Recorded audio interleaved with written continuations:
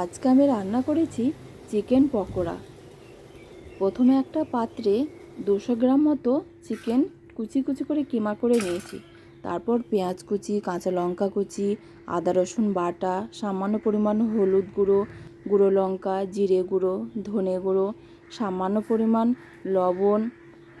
আমি এখানে 3 চামচ পরিমাণ বেসন নিয়েছি আর 3 চামচ চালের গুঁড়ো নিয়েছি, যাতে চিকেন পকোড়াগুলো খেতে মুচমুচে হয়। আর সামান্য পরিমাণ জোয়ান নিয়েছি। তারপর এগুলো ভালো করে চটকে মেখে নিয়েছি। ভালো করে মিশ্রণটা মেখে নিলে চিকেন পকোড়াগুলো খেতে মুচমুচে হবে।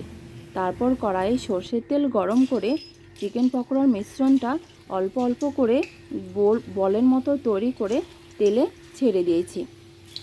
আমি এখানে মোট 2 ব্যাচ চিকেন পকোড়া ভেজেছি। তারপরে খুন্তি দিয়ে হালকাভাবে সামান্য পরিমাণেভাবে নেড়ে চেড়ে এইভাবে গোল্ডেন করে ভেজে নিতে হবে।